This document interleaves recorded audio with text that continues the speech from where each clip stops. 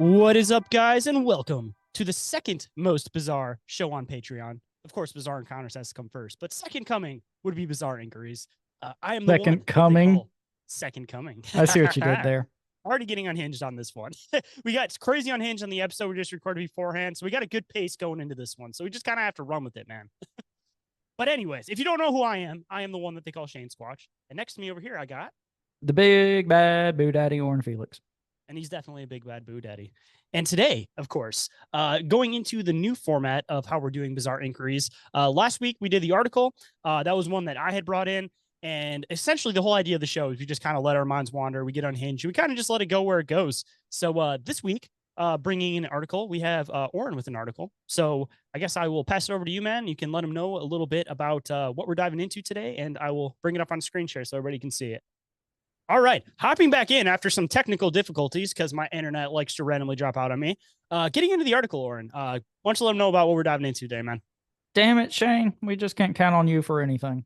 The main good news is that didn't happen during the main episode because I'd rather have it happen to this than the main episode, but I'll just have to splice it together so everybody avoid the little awkwardness shift in between the last part and then this part. But there's probably going to be more awkwardness. But anyway, so this is an article from thedailybeast.com, and it's titled "The Most Outrageous Conspiracy Theories of the Election Yet." So I'm not going to read all this verbatim. I thought we could just kind of hit the high water marks on this. So conspiracy I like the cover theory art for it already. They got this we got like, tinfoil hats, moving eyes, and you got the ear patch, and you got cackling Kamal up in the corner. And I don't get the context of the bandage yet, but I'm definitely curious. Maybe the whole ear thing, but anyway, so conspiracy theory number 1. I see the couch though, and that one I already know where that's going with, and that one's pretty funny. The Donald Trump shooting was staged. So, Shane, what do you think about this conspiracy theory? So I definitely think that it was staged, but probably not in the same way that most people do. Because a lot of people want to say that like Trump was the one that staged it. But just my idea, like, one, I think I've talked about it on inquiries a few times. Like, there's no sniper that's that precise that they're going to be able to just hit an earlobe. Like, that ain't fucking happening. But on the other side of it, though, think about the last president who got assassinated for trying to speak out, which was JFK. You know, they blew his head off in the middle of, middle of public, of everybody watching during a parade and stuff like that. So I think that's kind of the same premise of what's happening with this one. As far as like JFK was supposedly going to release a bunch of like CIA documents and stuff like that. So that's where they had to like take him out. They didn't want him to like free this information to the public. And as far as like Trump goes, I mean, that's half of what he's been claiming. Like during his last presidency, he was talking about how he was going to release the JFK documents and all that kind of stuff. So I think that it's staged, but not in the way that most people do. I think it was an attempt by some other government organization to take him out because there's just so much weirdness about it. Like I can go into like an hour about this one, but I guess I'll let you get into it and leave it alone for a second. Yeah, I mean, if we got more into politics, we could do like a whole episode on this easily.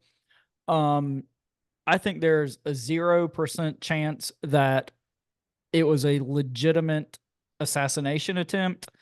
And if you will humor me for a moment, I have a funny story that is kind of pertinent to this. We're going to go on some rabbit holes, but I'm going to bring it around. So we're going to have a Orin Felix story time fun hour here for a little bit, if that's okay with you, Shane. Yeah, just let me throw in a couple of quick details as far as this whole thing goes. Just like 4 or 5 weird details. So one, you had people that were claiming that they were seeing this kid climb up on the roof way before anything had happened. So you already had people reporting this.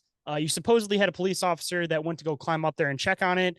You had all of the people that were supposed to be watching, including one of the snipers that had eyes on him, that were told basically to not take the shot and basically just watch this guy. This guy supposedly flew a drone around, which of course, you know, you're not supposed to have a drone anywhere near this area once they lock that area down. So just the whole question of how this guy could fly a drone around was another weird question.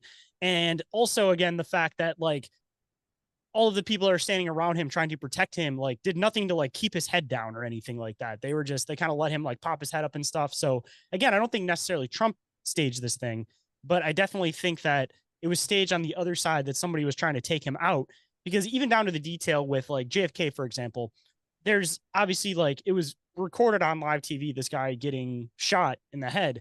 And all the photographers around him. I mean, it may just be perfect timing, but there was a few photographers that were in that like perfect spot. And one of them was actually taking slow or fast enough shutter speed that he caught the bullet mid-air. So I think that they were intending to get that hit shot too.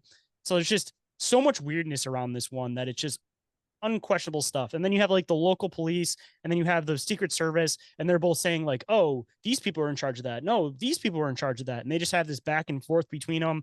Like, so much weirdness around it, man. There is some type of conspiracy. I don't know which direction to go in with it, but there's just way too many untied ends to this one. And also the fact that the mainstream news is already like pushed the story to the side and they're done with it. Where if there's an assassination attempt on anybody else, this would have been mainstream news for months. But it was like a week, and then already they went back to like the Donald Trump is evil, and then they just pretend like this never even happened. So again, also kind of weird. But I'm anyways, glad you brought up everything about like the drone, and this kid supposedly had like a ladder, and he came into this event with like a rangefinder and stuff. And I'm gonna tell this story. Yeah, I'm gonna tell this story why there's no fucking way all that stuff actually legitimately happened. And we're gonna go on a little bit of a journey here, but I promise you guys it'll be worth it. So when I was in college, this was probably like 2009. It was the early Obama years. So my roommate was in the agriculture program at the college I went to. So, you know, a lot of his like agriculture buddies came over to our dorm all the time. We hung out. So anyway, not a class he was in, but a class that a lot of our buddies were in, was going on basically like this field trip to Washington, D.C. And they were going to like meet the, you know, Department of Agriculture head or whatever. So this was happening on a Friday, and me and my roommate didn't have classes. So we're like, fuck it. We'll jump in the truck. We'll basically follow them on their field trip to our nation's capital. So we decided that we were going to do that. And so we jump in the truck. We follow like their little school bus up to our nation's capital, which we soon found out there's no fucking parking in the entire town of Washington, D.C. Like none. So basically, you know, we just ended up driving around. And at this point, I have to stop and tell you about my roommate and his vehicle. So this was a big old boy. He was probably 6'4", 6'5", well over 300 pounds. Like he always wore like overalls and cowboy boots and the cowboy hat, big old truck. So, you know, just very stereotypical. And he was super into like CBs. Like, do you know what that, like Breaker Breaker, Good Buddy, like Smokey and the Bandit type shit? So for you guys out there that don't know, watch Smokey and the Bandit. But anyway, they're like these radios that truckers use to talk to each other. And, you know, him and a bunch of his ag buddies were super into CBs. And so they had these like huge 6-foot antennas on the bumper of their truck and all this crazy shit. So anyway, we're driving in this big ass truck with all these antennas on it. We're literally on Pennsylvania Avenue. You can see the White House. So we're at this stoplight, and this guy on this bicycle pulls up on the driver's side of the truck. And my roommate had this sticker for International Harvesters, which is a brand of tractor. And he had that on his back window. And so, you know, we got the windows down, and this guy on this bike goes, "Oh, I like your International Harvester sticker there. My grandpa used to have one of those." So my roommate's just like chit-chatting with him. "Oh, yeah. You know, my granddad had one too." He's like, "Yeah, I'm going to need you guys to pull over." So I look over, and this guy has a patch on his sleeve that says Secret Service Uniform Division. So keep in mind, we're on Pennsylvania Avenue. You can see the White House. So we pull over. It's like seconds. Like 4 black Suburbans pull in behind us, like guys in black suits with the earpieces file out. Like there's Asian families walking by taking pictures of us. Like this is a scene straight out of like fucking Mission Impossible. And I swear to God, all this happened. You can ask Jenny. She knows this story. She wasn't there, but I mean, she knows the story. This all happened. Swear to God. Tourists are going home going, "I saw terrorists in America." So anyway, the Secret Service, like, is questioning us, and they're like, "So what are you guys doing with all those antennas?" Like, we're just coming to, you know, visit our nation's capital. And they're like, "Yeah, we're going to need to search the vehicle." So, you know, of course we let them search the vehicle. We weren't up to anything nefarious. And so finally, we're on the side of the road for like 45 minutes. And finally, they don't find anything. And God knows, they've probably run every credential, every aspect of our lives at that point. And I'm probably still on some kind of fucking, CIA blacklist. But anyway, they say we can, go on. And the initial guy, like all the guys in the Suburbans, they pile in, they drive away. And we're left there with just the original guy on the bicycle. And he's like, okay, you guys can go, but I'm just telling you right now, if you've still got all those antennas and shit on the car, you're going to get pulled over and stopped again. So we're like, yeah, fuck that. So we just drive away. And then we got thinking about it. Like, man, we should probably just take this shit down. So again, nowhere to park in Washington, D.C. We end up on literally Capitol Hill, like ripping antennas off the back of this truck and like throwing them in the cab. It's a ridiculous scene. So I say all that to say, if two little redneck boys were up to just nothing bad, just trying to go visit Washington, D.C., and the Secret Service was on us like that because of some fucking antennas, there's no way that this fucking Donald Trump thing is legitimate. Zero. Now, what the angle is, I don't know. There's no way it's legitimate. Like I said, take him out so he doesn't release information. That's what I think it is. Yeah. So I've been trying to figure out some way to work that story in for like months now, and I finally found it. So, Donald, thanks for almost getting shot so I could tell this story on the show. Well, damn, man, that's like I like as soon as you started saying that you're going to DC, I'm like, oh man, something happened. Like this guy got fucking pulled over by like Secret Service or something like that, man. I thought they were just gonna surround him with like black fans or something. But the fact that he did it incognito as hell, where he just rode up on the bike, like, oh yeah, that's a nice sticker. Well, that's how it started, but obviously, like, he had already called this shit. He was distracting you guys, so you guys didn't take off. That's probably the only reason he asked about that sticker was because he was trying to just incognito get you guys to stay in the same place for a minute so they could surround you. Yeah, and it was like seconds, like 4 Suburbans, had us pinned in. It was crazy. Like, it was like something out of a fucking movie. Like, if I heard someone tell this story, I'd be like, yeah, they're full of shit. But I swear to you, every detail of that is true. Goddamn, dude. Yeah. So anyway, I think we've talked about the shooting enough. We'll move on a little bit. We will talk about conspiracy theory number 2. Joe Biden is actually dead. Do you have anything to add on this one? Into politics and stuff like that. So honestly, I feel like I should just let you make your comments on this stuff first, and then I can come back and fill in the details, because this is like 90% of the podcast I listen to is all of this conspiratorial shit. So like even the Trump stuff, man, I could have went on that for like an hour, and I'm sure I could do the same thing on this Joe Biden is actually dead thing, because I definitely think that is a possibility. And yeah, I guess I'll just side tangent here. One, if Kamala is running, obviously everybody knows that if anything happens to the vice president, or to the president, the vice president is the one that gets put in charge. So considering that this woman's on the campaign trail right now, and they don't want her to get blamed for every single problem that's happened during this presidential term,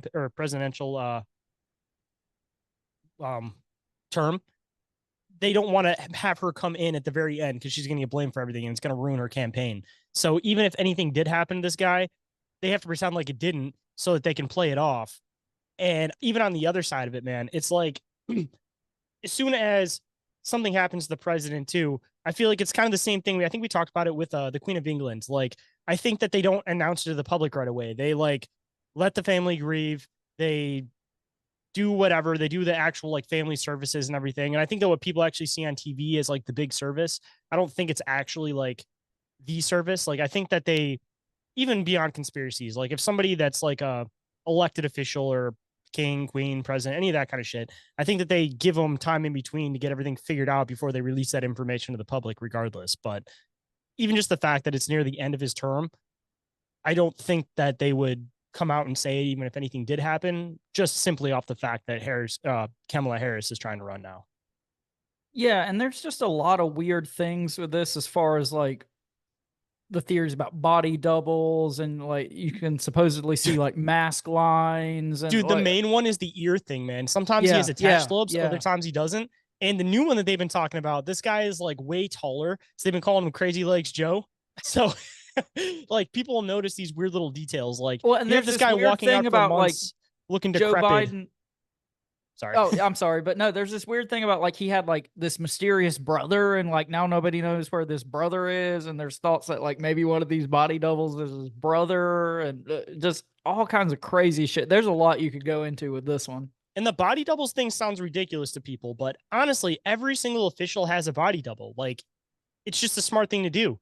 Because if you're going to like smaller events, or you're at like doing something from like a distance, like it just makes sense to have like that buffer. Like this isn't an unheard of conspiratorial concept. Like this is like a common practice thing with especially people that are in like dictatorship countries, for example. You know, they all have their stand-ins and stuff like that. So Yeah, I I mean, mean, just watch Star Wars Episode 1, The Phantom Menace. and dude, I mean, fuck, dude. Even on top of that, Biden's 80 something years old. The guy is clearly incoherent 90% of the time. So, like, I don't think that he's capable of doing all of this traveling, all of this moving around and stuff like that. Like, I feel like any president, if they're going around and they were like campaigning and stuff like that to try to run another term, I feel like they have a body double sitting in somewhere. Because either one, like, if you're the active president of the United States, how are you going on the campaign trail when you have stuff to do back at home base? Like, you have to have somebody filling in the gap there, you know, like just the whole body doubles thing. There's just so much weirdness to Joe Biden. And again, even just considering his age, like I feel like there's just certain days where he just probably isn't up to it and just needs somebody to fill in the spot so that Well, nobody is aroused suspicion, you know? on a totally unconspiratorial note, like if you got to be a certain age to be president, you should age out of that shit at some point. We don't need fucking 80-year-olds running the country. I mean, that's retarded if you ask me. I mean, talk to your 80-some-year-old, like all of my grandparents are dead, but I mean, talk to your grandma. Do you want her fucking in charge of the nukes? I mean, it's ridiculous. I mean, that's even the other side of it too, is just like once they end up hitting like a certain age, they're not really talking for most of America at that point. You know, like this person grew up in a totally different era and he's setting rules, laws, principles for people that are in their 20s, 30s now, that it grew up in a totally different America than this guy did. So I feel like the person that's running the country needs to be just a little bit higher than like what the typical age demographic is. So like if the typical age demographic for most Americans say is in their 30s, then you'd want somebody that's maybe like in their 50s, for example, running, because you want somebody that's older that has that wisdom and stuff like that. But you want somebody that's closer to the generation of the people that they're speaking for. Like, Yeah, like most of America isn't in their 80s. So who the hell is this guy speaking for? 35 to like 60. That's a good solid spread right there. And talk about, just not to get too conspiratorial, but I guess it's going to happen with this kind of stuff and getting into politics and shit. For anybody that's like a super pro Biden person and all the stuff that he's trying to pass now with a lot of the woke ideology and everything, go look up some of his stuff where he's talking back in the 90s.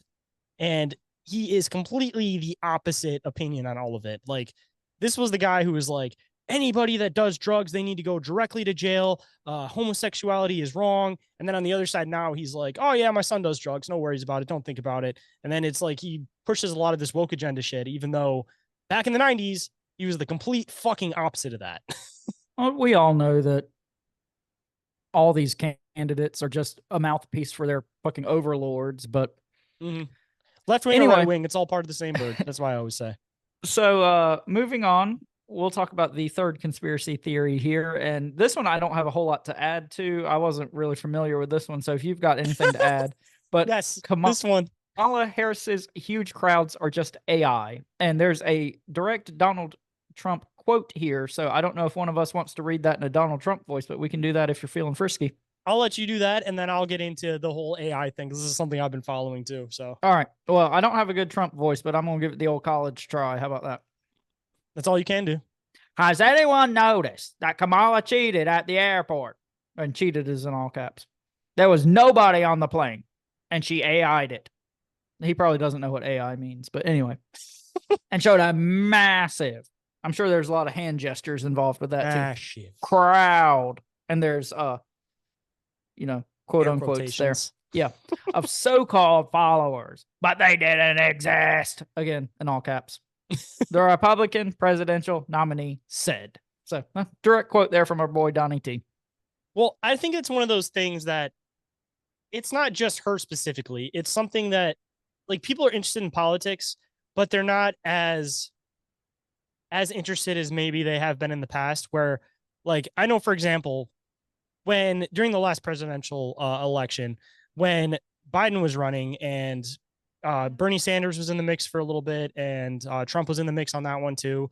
The Bernie Sanders one, that dude was filling up like stadiums, but it never got shown on the news. But then Biden was only doing like smaller venues and stuff, and they were like doing specific camera angles where everything looked like it was really full because they were doing stuff more up close where it looked like there was a lot of people. So, I mean, this is something that you definitely see in the mainstream news narrative to begin with. But specifically with the AI thing, I mean, obviously everything can be manipulated on the internet. You don't necessarily know for sure unless you're physically at one of these events. But there's a lot of people on TikTok and YouTube that are basically finding the repeating spot for the crowds, where there'll be like, you know, green shirt, blue shirt, black shirt, green shirt, blue shirt, black shirt. Like they'll find like the repeating spot, and then they'll notice that like this side of the room is exactly the same as this side of the room. It's just mirrored the other way and shit like that. Well, So and I've even seen stuff where like in a lot of these rallies, like the exact same person appears like in the same position in multiple rallies. So that could be like an undercover CIA person, or it could be, you know, something kind of more nefarious going on. and this is probably a complete conspiracy theory, but at the same time, it doesn't seem far off. There was supposedly a bunch of people talking out saying that specifically in Atlanta, that Kamala was hiring a bunch of homeless people and like offering them food and shit like that to basically go and stand in at her rallies. So, I mean, even on top of like I mean, there's word of them actually just like getting homeless people to show up just to fill in the crowd with offers of food and, you know, some change. Well, I mean, Mickey Mouse and dead people are voting. So, I mean, why would it surprise us if they got homeless people at rallies? Hey man, I've heard a few reports actually of so obviously so following the political stuff. When it comes to running a campaign, there's a lot of money needed for funding a campaign. And the Kamala thing was like an overnight switch where all of a sudden it was like all the ads are Kamala. So it's like, where did that funding come from? And a lot of it came from supposedly like a bunch of people that were funding the campaign. But there's a lot of people that are coming out where it's like their grandma. And they're like, so according to this document, it says that you donated this much money to the Kamala Harris campaign. And then the grandma's like, I didn't donate any money. What are you talking about? Like, so one, you have the weird thing with the whole voting thing where you have all these dead people that are supposedly voting. And then on the other side, there's all this weird stuff coming out of all these people that are donating to the campaigns that are people that don't donate to campaigns. So, Well, and apart from that, like there's like questionable legalities as far as just, you know, all this funding that was earmarked for the Biden campaign, just switching it over to another candidate. Like that's kind of a nebulous kind of gray area as well. and I mean, even within that, I mean, if you're, I don't know exactly how the money exchange works, but there's a lot of people that specifically pay to fund a specific person's campaign. So if you switch it over, you're not supposed to be able to switch that money onto this new candidate because Yeah. that's not the candidate that that person was paying for. Like if they're paying for like the Democratic Party, like that's one thing. But if you're paying for, you know, I paid to have because I want to help promote Biden and then they switch it over to Harris, like you're not supposed to be able to do that because that's not what that person was paying to try to fund in the first place. And I think this is a good time to just put on record. Like, I don't really like either of the motherfuckers. Like, I am by no means like a hardcore Trumper. Like, obviously, we've talked about this a little bit here recently on the show. I think it's two sides of the same coin largely. And even if we're playing along that there are two distinct teams, where I'd fall on that is I think, you know, maybe the Republicans are slightly less full of shit than the Democrats. But I mean, you're all just choosing two sides of the same team as far as I'm concerned. Hey, there's power in division. If everybody's fighting each other, then they're not paying attention to what you're actually doing. So everybody forgets that it's called, you know, the stage for a reason. Because again, left wing, right wing, it's all part of the same bird. And, you know, I'm not necessarily saying I'm promoting either of the candidates, but Oh, at the I'm same definitely time, not. though, it's just, it's one of those things that it's just the people that are in charge of the people that are in charge. And it's just different mouthpieces. And, you know, Yeah. if you go too far to the left, you go too far to the right, eventually it's going to meet back up on the center point on the other side. So Yeah. I mean, the people who are writing the checks are who are really in charge. But I just want to live in an America where I can pay for things comfortably. Housing and everything isn't crazy fucking expensive, well, and too people are bad, taking care of that. motherfucker.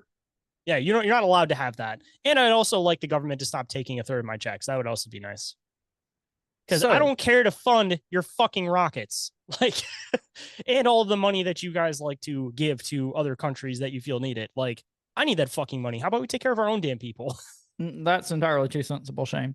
So this last one, I'm gonna let you kind of run with. This is the whole couch situation. Well, I'll let you set the premise, and then I'll kind of get into the rest of it from there. I'll let you read that part of the article first. Okay, so I'll just read this verbatim, and then I'll let you go. So, his Republican counterpart has been the subject of a misinformation, campaign too. Who can forget the unfortunate rumor that J.D. Vance had sexual relations with a couch? I mean, we've all been there. Which spread like wildfire. Vance took an unconventional approach in addressing the outrageous claims by awkwardly attempting to get in on the jokes himself. As the saying goes, if you can't beat them, join them. Or fuck them, I guess. Dude, this has been something that's been all around the news cycles without any like solid confirmation to it. But supposedly this guy like filled up a rubber glove with something warm. I don't remember exactly what the detail was of it. Put it in between the cushions and fucked it. So like sounds fucking ridiculous. I mean, if we're talking about politicians' sexual escapades, I mean that one's just pretty vanilla, isn't it? I mean, I think we should take that as like a resounding success. I mean, I'd rather him fuck a couch than a minor, and that seems to be the main problem that happens. Yeah, so. I mean, the glove was probably consenting and of legal age. Ain't that the truth? Because I mean, again, I'd rather have all these politicians fucking a couch than trying to do all this other weird stuff behind closed doors. I mean, if the extent of your sexual deviousness goes to fucking a couch, it seems like the only person you're harming in that situation is yourself. And you may not even be harming yourself. You may have a blissful experience. I don't know. I've never tried to fuck a couch before. Maybe we should ask this guy if he has supposedly fucked a couch. Or I'm sure there's people out there who have fucked a couch and maybe it is enjoyable. I don't know. And I'm not planning on attempting it myself. So if you guys have fucked a couch, hit us up in the comment section and let us know. We want all the fine details, how it felt, what the movement pattern felt like, if you needed to warm something up first. Was the couch a gentle giving lover? And we need to know, more importantly than anything, did you protect your butthole and did you finish? All right. And on that note, I have been the big bad boo daddy, Orin Humphrey Felix. And just after that, I'm gonna have to make sure that this airs after the episode so people will get the context of the butthole joke. But it might be funnier with no context. That is very true. And guys, I've been the one, the only Shane Squatch. And guys, I got to remind you, because, you know, if I don't, who's going to do it? That always it is a good idea to stay bizarre and let your mind wander. As I play the wrong theme song again, because I did that last week.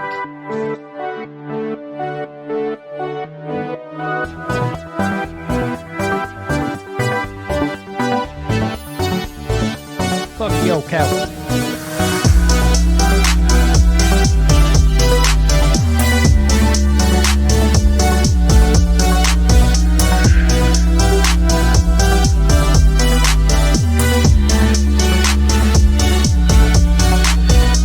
Hope that couch felt good.